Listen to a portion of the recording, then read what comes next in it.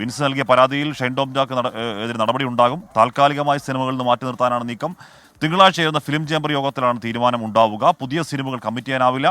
നന്നാവാൻ ഒരു അവസരം കൂടി നൽകും എന്ന് പറയുകയാണ് സിനിമാ സംഘടന. അതിനിടയിൽ ഈ പരാതി പോലീസിന് കൈമാറിയിട്ടില്ല കേട്ടോ. വിൻസി അലോഷ്യസിന്റെ വെളിപ്പെടുത്തൽ മൊഴിയെടുക്കാൻ അനുമതിയുടെ എക്സൈസ്, പക്ഷേ നിയമ നടപടികളിലേക്ക് പോകാൻ താല്പര്യമില്ല എന്നാണ് വിൻസിയുടെ പിതാവ് എക്സൈസ് ഉദ്യോഗസ്ഥർ അറിയിച്ചത്.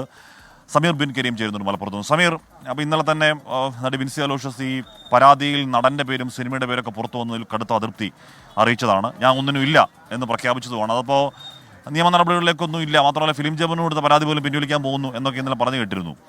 സമീർ, അപ്പം നിയമ നടപടി സൈഡിലോട്ട് നടി കടക്കുന്നതേ ഇല്ല എന്നാണ് അർത്ഥം?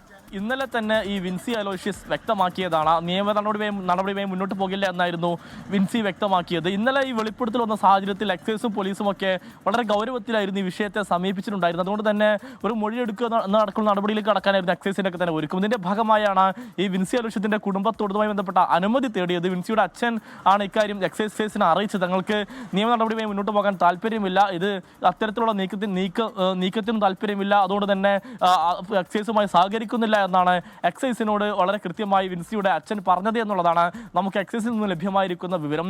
എക്സൈസിന് മുൻപിൽ ഇപ്പോൾ നിൽക്കുന്നത് ഒരു ആരോപണം മാത്രമാണ്. പ്രത്യേകിച്ച് അന്തരീക്ഷത്തിൽ ഒരു ആരോപണം വിൻസി ഉയർത്തുന്നത് മാത്രമാണ് എക്സൈസിന് മുൻപിൽ നിൽക്കുന്നത്. അവർക്ക് എന്തെങ്കിലും നടപടി സ്വീകരിക്കണമെങ്കിൽ എന്തെങ്കിലും പരാതിയോ അല്ലെങ്കിൽ മൊഴിയോ ഒക്കെ തന്നെ വേണം. അതൊന്നും തന്നെ ഇല്ലാത്തൊരു സാഹചര്യത്തിൽ നിയമപരമായി മുന്നോട്ട് പോകാൻ എക്സൈസിന് പ്രയാസമുണ്ട് എന്നുള്ളതാണ് ഏറ്റവും പ്രധാനപ്പെട്ട കാര്യം.